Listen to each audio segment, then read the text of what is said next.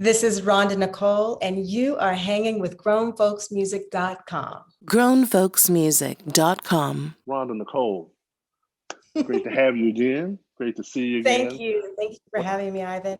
Oh, certainly. Welcome to our spotlight series where we put the spotlight on you and what we are doing. We talked back last summer about all the wonderful things that that you do in the world of Rhonda Nicole, but we didn't really get to the music. And so this evening is definitely all about that. And we want to find out all the wonderful things that you've been doing um, over this basically almost coming up on a year with your first Yeah. release Ooh. last year. Yeah. Like right when we all kind of went went in. So Right. yeah, as it were. So tell us about the project and you have what I love about the different looks. It's like, we've got some dance music on this end, and we got some more R&B, but then with a hand of just forward thinking and some different stuff. So yeah, tell us about a little bit about the EPs and what you've been up to musically. Sure. So as with everybody else on the planet in 2020, I started out the pandemic with some thoughts about how I'll spend a few weeks of being at my house. And then, of course, that quickly evolved into now I've got to figure out what to do with myself for indefinitely. And I had been wanting for a very long time to put out some new music. I released my first EP, Nuda Veritas, in 2010. Wow. And, time flies, but then you look back and you're like, okay, it's really been a long time. And of course, like a lot of independent artists, I definitely thought that I would have more music out sooner. And like a lot of independent artists who also have careers that run alongside their music, it just didn't happen that way. That wasn't my path. And as it turned out,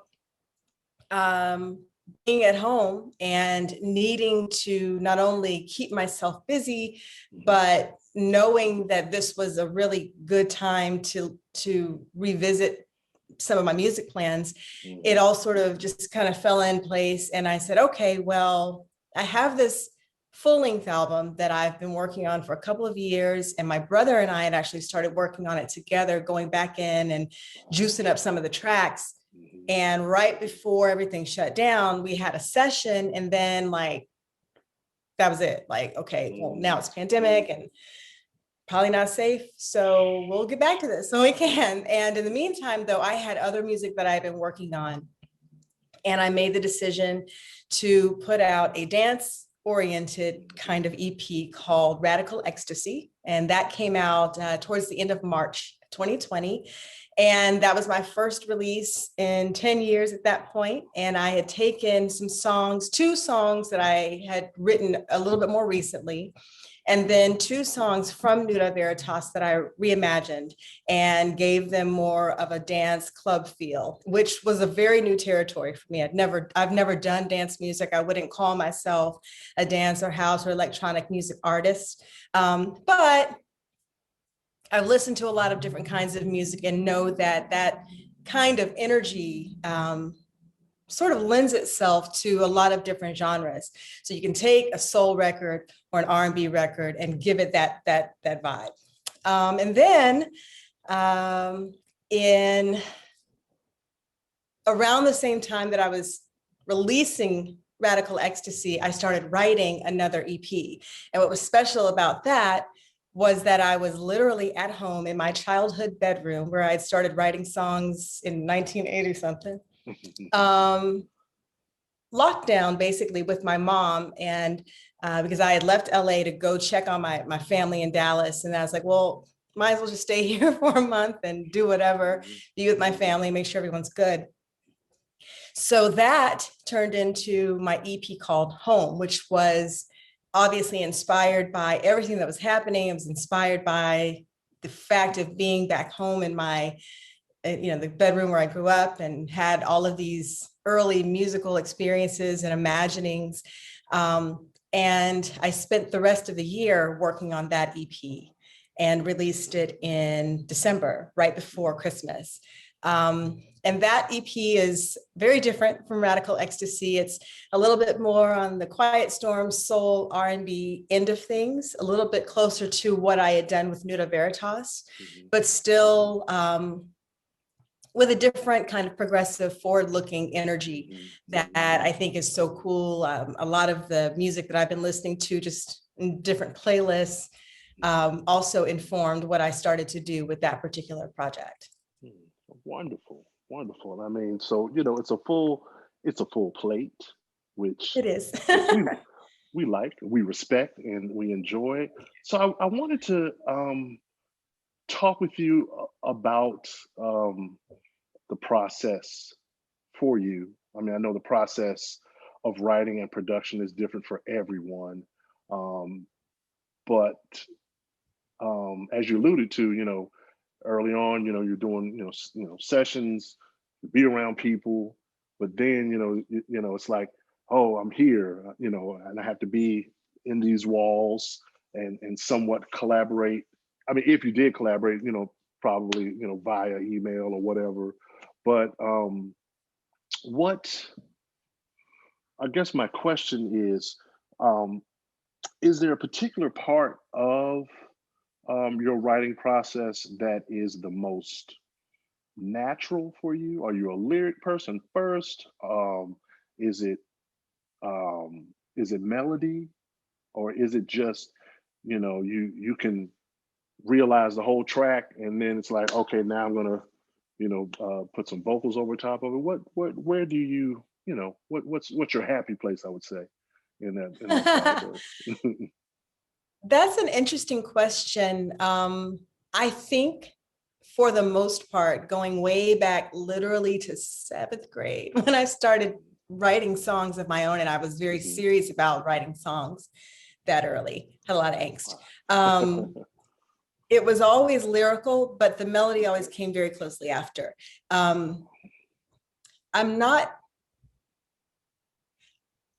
I would say most of the time, probably 99% of the time, it's lyrics first and then melodies right after. I don't believe that I've ever really come up with melody first and then tried to fit lyrics into it. But what wound up being interesting with Home was that I was actually trying to work differently. And so I was experimenting with different sounds. I was writing in different keys that I don't necessarily normally write or sing in. And I was playing around with the idea of coming up with a sound first. So I knew what I wanted to say in the songs, but didn't necessarily always have the lyric. And I was trying to kind of do it in that, come up with the melody and the beat and all of that, and then add the lyrics to it. The title track of Home is an instrumental, and it didn't start out that way. It started out as I'm kind of playing around with this, and I kept trying to find some words to say. And I was like, actually, this is kind of funky by itself. It's got this little madhouse vibe, and I'm like feeling that. So maybe I should talk. Like maybe I don't need to say anything in the song. It wasn't until the very end of the creative process, just a few weeks before I finished the CD, or the EP rather, I'm old, CD, that I kind of came up with some ad libs at the very end. But the whole time I was like, there's really no words to this song. And I'm kind of, that's new, that's different, I like it. So yeah, for me, it's mostly, it starts with the lyrics. A couple of years ago, a friend of mine from Dallas sent me a track that he had worked on, and he asked me to write some lyrics to it. And I was like, I need some more practice. That is not something that I've had an opportunity to do a lot of at all. So, and this was just for fun. It wasn't like, we were doing anything serious. There was no money attached to it. It was just, a fun thing. We were just communicating and sharing. But I was like, this is a skill that I do want to cultivate. So with Home, I did kind of try to do that, but I still mostly leaned in with the lyrics are first, and then I built the songs around them. Oh, wonderful. And you spoke about one of my favorite aspects of music, which you were speaking about, going in and doing things in different keys, which is sometimes a key change will just turn on a light. Like it's just it, Mhm. or it'll feel, if you're singing, obviously it will feel physically different to you because of, especially depending upon how far you modulated away from where you started. But are you on the, let's see, how can I phrase this? Oh gosh. Well, like I'd say like piano players and well, and certainly piano players that come out of like a church tradition, they're more into the flat keys, I would say. And if you play guitar, obviously you're going to be more into the EADG side of the game. So where do you fall on that, or is it a healthy mix for you? You're just like, whatever, whatever key. No. So it's interesting because Uh-huh. one of the things that I'm fascinated with my own evolution as an artist is that despite taking music lessons from literally first grade, age 6, my dad put me in piano. And so I learned basics Mhm. all the way through school. I played piano, I was in choir, I played saxophone in middle school. It's weird. But it didn't really become a thing where I paid close attention to the keys that I sang in until I started performing live with my band in Dallas in the early 2000s. And even then, for the longest time, I didn't know what key stuff was in. I just knew what they were, okay, you playing that, that's what I'm singing.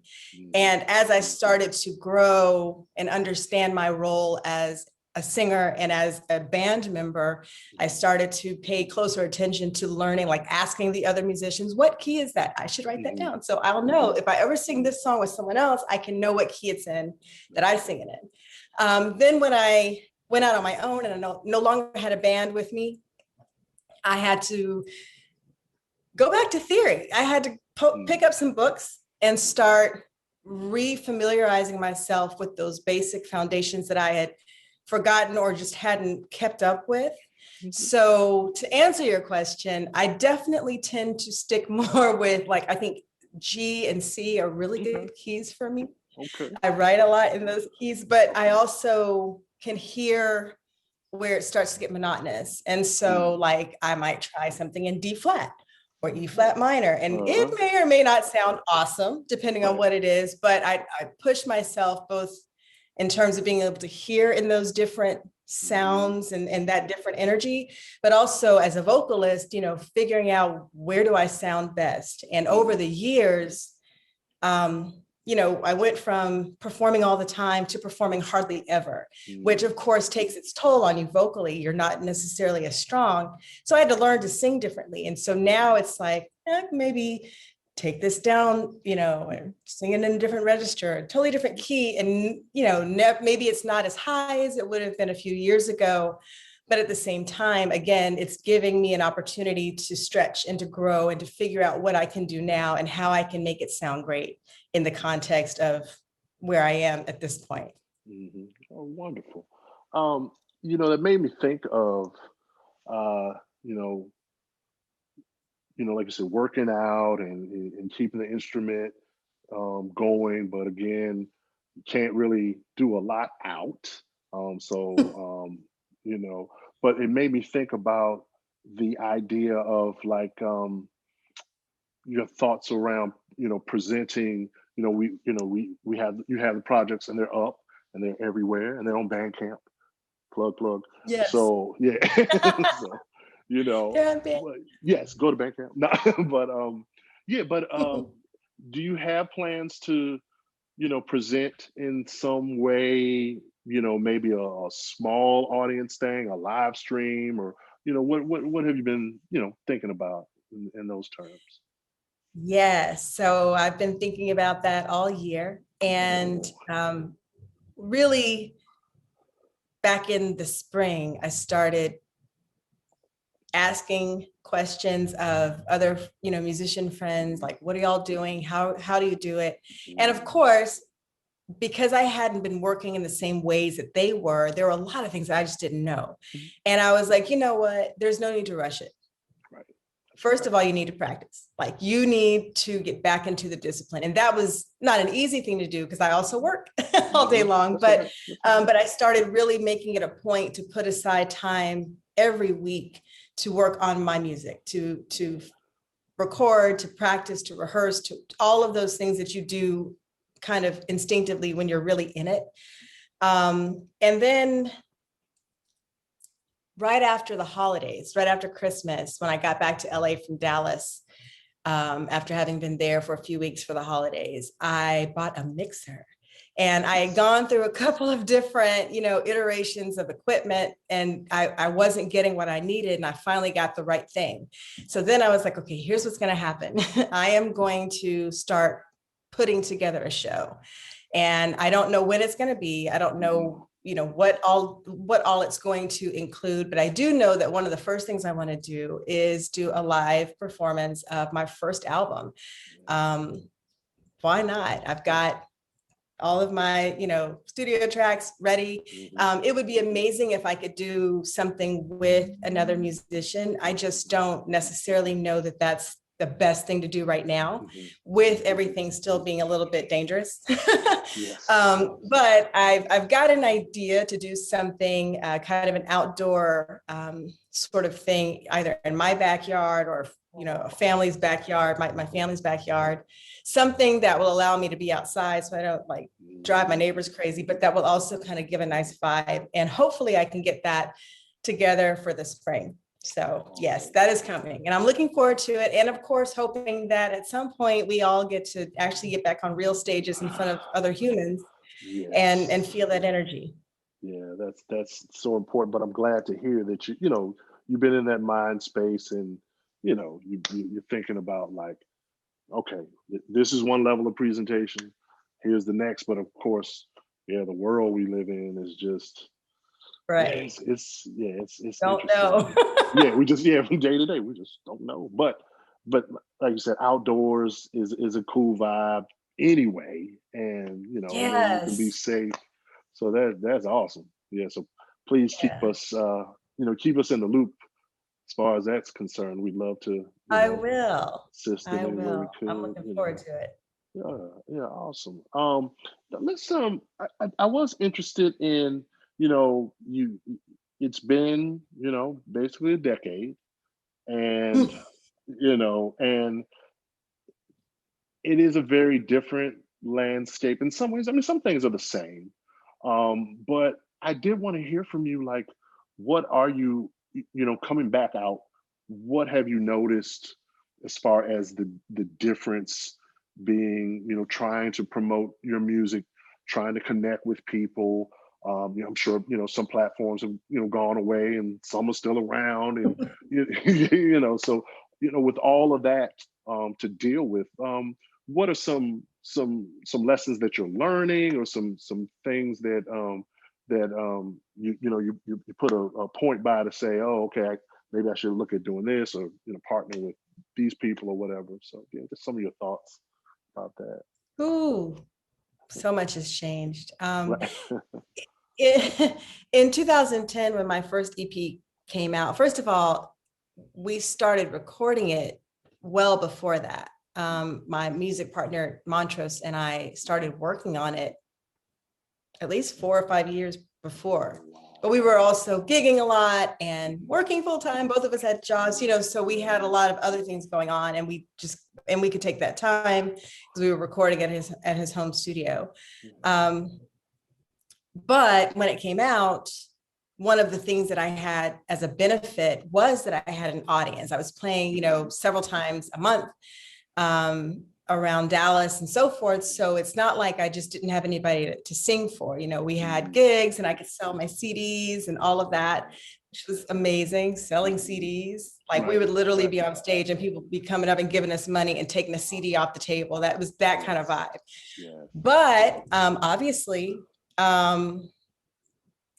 what we didn't have then was the proliferation of digital spaces that we have now. I mean, we had social media, but social moves very, very differently now. And as a professional social media marketer, I know that That's right. more That's than right. anything, almost as much as I know the music business, I know the social media marketing space. So it's not as easy to get attention on the social spaces without putting some serious money into it. I think in 2010, it was a little bit easier to do things as an independent artist. And now it's probably better to partner with other entities, whether it's distribution or for marketing and PR. Again, just because, you know, so many things have changed, so many more people are putting out content, which I think is amazing. I love the fact that there are so many different platforms where artists from everywhere of different genres and different levels of skill can share and hear and find their audiences. But I also think that because there's so much, it makes it that much more challenging. You know, if you don't have already a well-established base, it makes it that much more challenging to figure out who that is. And, you know, for me, one of the things that I think about a lot is, you know, I'm 45. And even though I put out an album 10 years ago, I was 35. So I was still old, you know, like for me, it's like, I've never been a youngster in this business necessarily. I didn't start at 19. So it's always been a little bit challenging, but even now, it's even more so. So I've, you know, with these last 2 EPs that I've done, I've definitely learned that, okay, you really, really need to have a marketing strategy that isn't just being propelled by, you know, the world being shut down and kind of like, oh, might as well. There still needs to be a strategy with it. And, you know, I don't always do things in a way that makes a lot of sense. I'm not linear, but I also feel like the music is timeless, regardless as to when you put it out and, you know, what it did the first time. So there's always the opportunity to go back and say, all right, let's take these EPs and package them differently, or, you know, do the music differently, or see what radio is talking about again, because radio is still relevant. So yeah, but a lot has changed. And I think that those challenges, please excuse my neighborhood. You're all good. Fire station. The realness. I mean, it's the realness. Fire trucks always going up and down my street. But the challenges of marketing music now, I think, are almost on par with the opportunities, because there are so many different ways to do it. And one of the things that I've also been really focused on in the last few months is sync, and trying to prepare my music for use elsewhere. Like, you know, probably not going to do a lot of live performing because, one, things are shut down, but also just the reality of being an artist and knowing that touring and things of that nature don't necessarily yield the same kind of income. So you have to be able to figure out, well, what else can my music do? How else can my music work? And where else can it be? So, and I didn't know anything about that 10 years ago. Oh yeah. That's a and that's a wonderful discovery, because that's just a great world to be a part of. The opportunities, and you actually alluded to it when you were talking about, you know, like just, and you've already done it, really, you know, reimagining you know, works that you've already done. So, you know, every time you do that, you create a new master, and that can be exploited in whatever way. So, you know, it's just like, I've heard 5 different versions of the same song. Yes, you have. Yes, you have. Yep. There's nothing wrong with that. Yes, you have. And they're all wonderful. You love them all, don't you? That's exactly right. Something for everyone is what I say. So, there you go. That's really important. So 2021, we're kind of here. The first month lasted a year. So it did. Yeah, it's a little long, but plans for another EP on the horizon, or some singles, or what do you have brewing? Well, that's a great question. Because so what had happened was, I understand. At the top of 2021, just a few weeks ago, my laptop died. And I had been procrastinating, planning to back stuff up properly, and I didn't get around to it. So now my laptop is in the hospital. I got a new one in the meantime because the girl got to work. But what I don't know is the status of all of the music that I had stored in Logic and GarageBand on that old machine. Yeah. So rather than panic, Mhm. which I'm prone to do, I said, okay, if for some reason that data is not recoverable and I can't get those individual tracks back, on the upside, I've got about 7 trillion mixes of all of those songs in my, in my iMusic or what have you. Okay. So maybe that would be an opportunity when things are a little bit safer to take those songs, most of which were for the album that I've been working on, and, get with some real musicians and see how we can make what I was able to do by myself even better in a collaborative space. Having said that, I just recorded or started recording a new single a couple of nights ago, something that popped into my head a few weeks back. And then when everything happened with my laptop, I was like, oh, I can't write any more music. It's over. And then I was like, if you don't stop being dramatic and just go open the new laptop and get started, what are you doing? Just you deserve the drama. Yeah. And so I think that what I'm going to do, in addition to continuing to tighten up things that I've already got, and preparing to start trying to get some music placed and so forth, I think that I will probably focus a little bit on some more singles, as well as really working these EPs that are already out. And that includes the very first one. Because again, 10 years have passed and that music will be new to somebody. I don't necessarily know whether or not I'll put any new full projects out. We'll see. But definitely we'll continue to work the ones that are already out there in the atmosphere and sharing new things as they come along. Oh, well, we love to hear that. And one thing I was going to say that, and I know you know this as a world traveler when you could travel, but music that like going back to the first project, like you said, it might be new to someone, which it will be. Something's always new to someone. And I had to get myself sort of in this headspace too, which is, I think oftentimes we just think of the United States, when we're thinking about, this music that we're making, and there are places all over the world that really, like, there is no time for them as far as when America, I mean, I'm not being like egotistical as far as like American music, but there's no, they don't view it in a sense of time.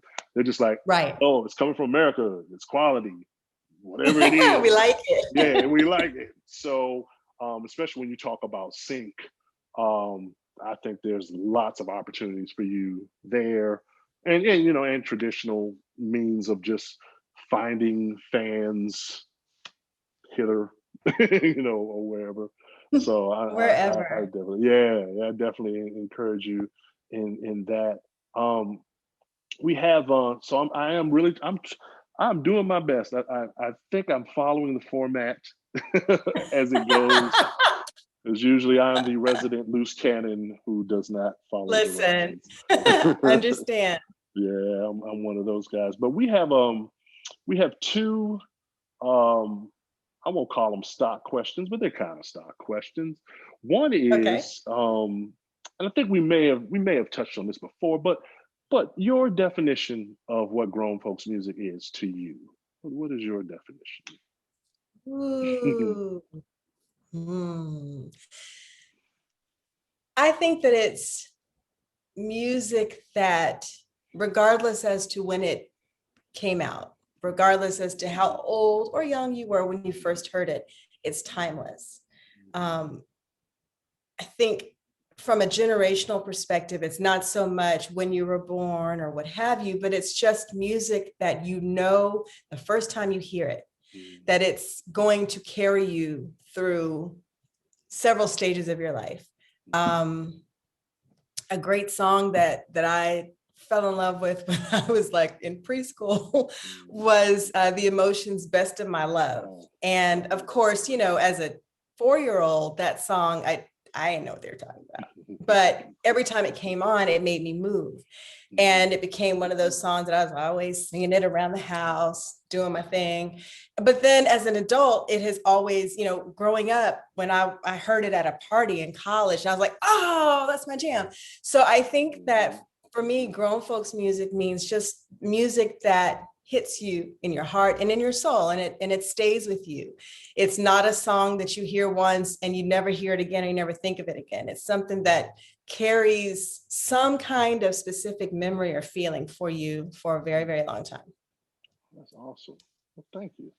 Very cool. Yeah, I totally agree. I mean, I have, those kinds of memories. It's like you're whatever age and you might not know the meaning of the song, but it made you feel a particular way. And you can always, always go back to that. So that's very, very cool. Well, we also have a part that we do, which is, on the shameless self-promotion side of the game, is what I like to call it, because that's what you're supposed to do. We're supposed to do. And so we call this segment, shout it out. So really it's just, wherever folks can find you, all your socials, or the socials you want us to know about. I'm kidding. But yeah, you can shout them out and let the folks know where to find Rhonda Nicole. Absolutely. So as you mentioned earlier, I'm on Bandcamp, and that is rhondanicole.bandcamp.com. My official website is rhondanicole.com. I just launched it a few weeks ago after working on it for quite a while and then forgetting about it. The pandemic just messed up everybody's brain. That's my excuse. On Facebook and Instagram, it's at Rhonda Nicole Music. And on Twitter, it's at Rhonda Nicole _ because music was too long. But that's where you can find me on social. And of course, my music is also available on Apple Music, Spotify, Tidal, Amazon, Google. It's everywhere. Wherever your favorite platform, you'll find me. Just look up Rhonda Nicole and I'm there. Oh, wow. Well, we will make sure that we continue to encourage folks to do that, and we'll do that, and just to watch your movement grow.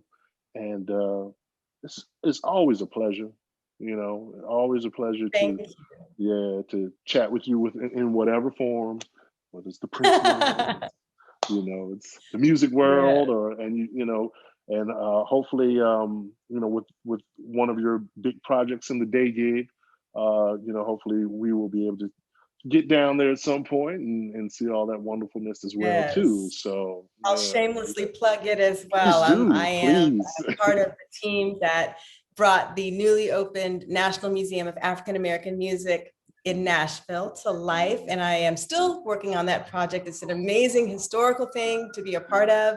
So please, if you're in Nashville or Memphis or Atlanta, or close to drive in, or if you're not afraid to get on a plane, come on down to Tennessee and see us. It's an amazing, amazing museum. Oh wow, yeah, gotta love it. And yes, I have to go. So it is on the list. Yeah, it's on the list. So Rhonda Nicole, again, this was, just wonderful, and we wish you much continued success in all your endeavors. Oh, certainly. And we look forward to the next time that we can sit down and have you on our GFM Spotlight. Thank you. And thank you so much for always being such a gracious host. I really enjoy talking to you and sharing with the GFM audience, as much as I also enjoy following everything that GFM is doing on social. You guys really, just the music that comes through my Instagram feed on a daily basis is just amazing and awesome. And I really appreciate it. I really appreciate the platform. Oh, certainly. We appreciate you. Thank you. Thank you. Grownfolksmusic.com